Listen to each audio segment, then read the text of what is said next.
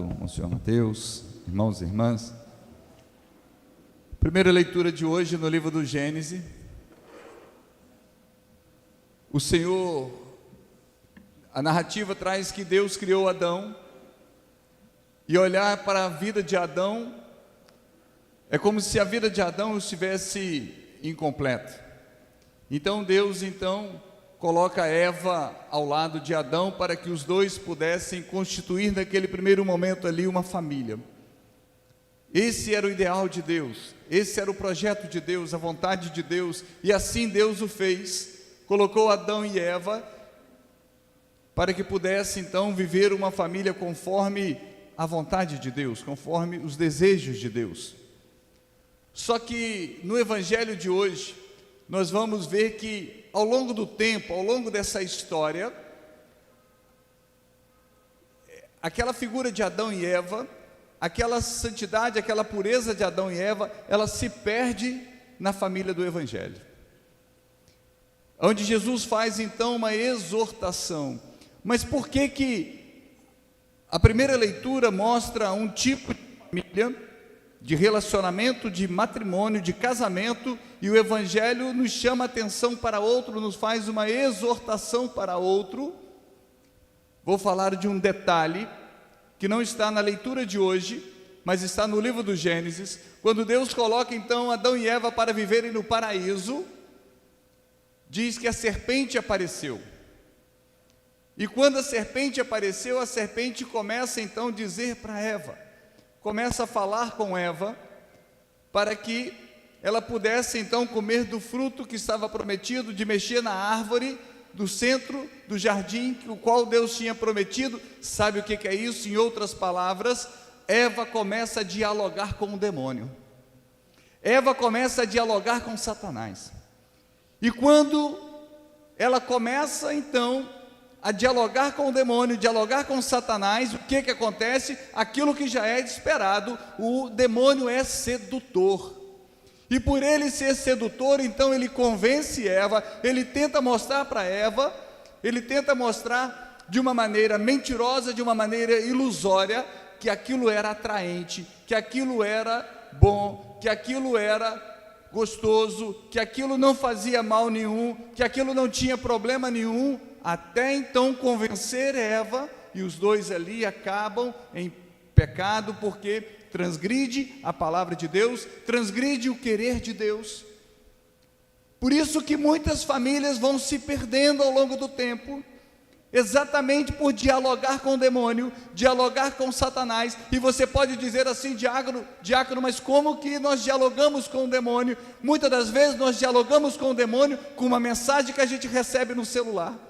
A gente dialoga com o demônio quando a gente manda determinadas mensagens indevidas, determinados vídeos indevidos para alguém. Nós estamos dialogando com o demônio, nós não estamos percebendo que o mal está entrando na nossa casa, que o mal está entrando no casamento, que o mal está entrando na família, e nós estamos sendo seduzidos, nós estamos sendo conquistados pela armação do mal, pelo desejo do mal, pela influência de Satanás na nossa vida, assim como foi Adão e Eva. Eles optaram em viver o quê? O prazer, a vontade, aquilo que lhe era agradável, e por isso leva à ruína, por isso leva à destruição. Por isso que a família cristã, o casal cristão, o marido, a esposa, se ele se deixar conduzir pela palavra do demônio, ele vai ser seduzido, ele vai ser conduzido, ele vai ser iludido, e ele vai entrar num caminho de perdição, achando que aquilo é bom, achando que aquilo vai ser prazeroso, achando que aquilo vai ser gostoso, que não vai ter problema nenhum. Só que tem uma frase que diz: quem planta pecado vai colher desgraça na sua vida.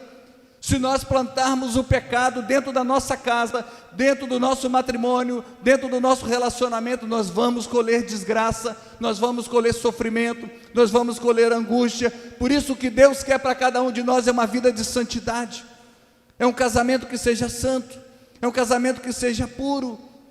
Mas quando o homem, quando eu digo homem, eu digo ser humano, quando ele acha, não tem problema não, eu sou esperto. O demônio também fala a mesma coisa. Eu sou astuto, eu sou esperto. Ou seja, eu vou fazer tudo escondido. Eu vou fazer alguma coisa que a minha esposa não vai saber. Eu vou de repente fazer algo que ninguém vai saber, vizinho vai saber, colega de trabalho vai saber, porque está tudo bem feito. Quero dizer para você uma coisa: você lentamente, sem ninguém saber, vou falar só para você, não conta para ninguém não. Da mesma forma que você está pensando que ninguém está vendo, ninguém está sabendo de nada, em segredo você está abrindo devagarzinho a porta do inferno para você. Devagarzinho, sem ninguém saber, o demônio está botando a chave do inferno na sua mão, e você está abrindo devagarzinho, e você já está com o pé lá dentro. Quem pensa dessa forma, essa é a realidade. Não tem outra realidade quando se busca uma vida de pecado, quando se busca uma vida afastada de Deus, quando se busca uma vida somente de prazeres mundanos. Nós abrimos a porta do inferno para a nossa casa, nós abrimos a porta do inferno para a nossa família. Eu vou fazer isso porque ninguém vai saber, porque se eu trair a minha esposa, se eu trair meus filhos não vão saber, ninguém vai saber. Mas eu quero dizer para você uma coisa: ninguém pode saber, mas você não vai enganar Deus. Nós podemos enganar os homens, nós podemos enganar as pessoas, mas enganar Deus nós não conseguimos enganar. E aí que está o grande problema, porque Deus não é covarde, Deus não é maldoso, Deus não quer o sofrimento, Deus não quer a destruição, mas Deus é justo. E se Deus é justo, a mão dele pode pesar sobre cada um de nós, não por maldade, não por ser um Deus cruel, mas por ser um Deus justo. E a pessoa começa a se arruinar. Quantas pessoas que botaram patrimônios fora, quantas pessoas que botaram o que tinha fora, por conta de adultério, por conta de traição, por conta de buscar prazeres da vida, por conta de buscar tantas realizações, foi se autodestruindo aos poucos e não percebeu, porque o demônio cegou essa pessoa, porque o demônio fez com que ela não percebesse, ou seja, ela só vivia o encantamento, só queria viver aquilo que era prazeroso, aquilo que chamava atenção, aquilo que era agradável, aquilo que aparentemente era o melhor caminho. Nossa, eu estou vivendo um mundo que eu quero, estou vivendo a vida que eu quero, mas não percebeu que mais à frente, poucos metros à frente, havia um abismo, poucos metros à frente havia um precipício, e de olhos vendados a pessoa caiu nesse precipício, e de olhos vendados essa pessoa caiu no abismo. Por isso nós devemos buscar para a nossa vida, vida de santidade, vida de oração, tomar cuidado com aquilo que influencia a nossa vida, o nosso relacionamento, o nosso casamento, porque é assim, o mal vai entrando de maneira silenciosa, o mal vai entrando de maneira calada, sem fazer muito alvoroço. Para quê? Para de repente se fazer como o nosso amigo, nosso grande conselheiro, nosso grande inspirador de ideias, de vontades, e na verdade ele está destruindo tantas famílias, está destruindo tantos casamentos, está destruindo tantos relacionamentos, e nós precisamos hoje romper tudo isso em cada um de nós, porque o mundo está se tornando cada vez mais erotizado, o mundo está se tornando cada vez mais sexualizado. A verdade é essa, que as coisas vão entrando na nossa casa, as coisas vão entrando na nossa família. Você recebe uma mensagem num grupo, muitas das vezes é para o lado da sexualidade, para o lado da erotização. Você liga a televisão, é assim. Você vai na banca, é assim. Você vai ver um filme, é assim. As crianças com 10 anos vão ver um desenho, já é assim. Vai brincar num joguinho no celular, já é assim. Sabe por quê? Para nos colocar numa vida exatamente de prazer da carne. De prazer da carne. Nós estamos sendo conduzidos num tempo onde tudo converge para que a gente viva o prazer da carne. Só que a carne não entra no céu, o que entra é a alma. Então purifica a sua alma, santifica a sua alma, viva a vida de renúncias. É como eu pensei tantas coisas, mas renuncia, sacrifica. O céu é para os violentos.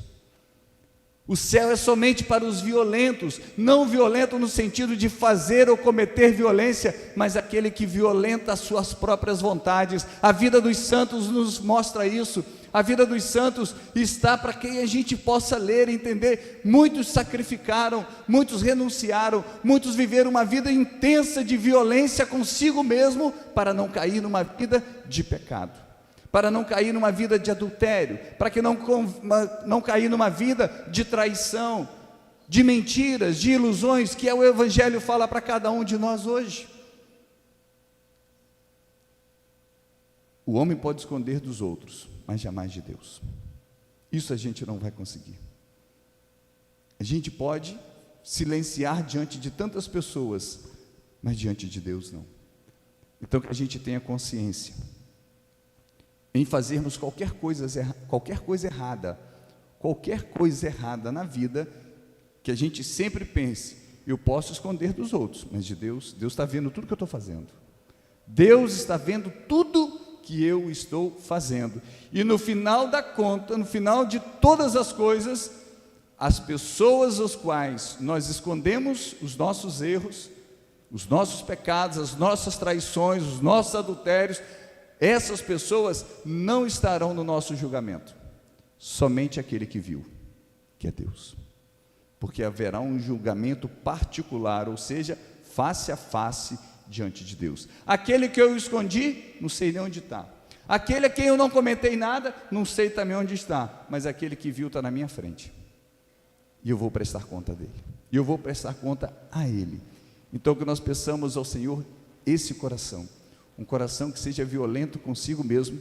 Porque no silêncio, escondendo de todo mundo, a gente pode estar abrindo a porta do inferno sem saber. Louvado seja o nosso Senhor Jesus Cristo.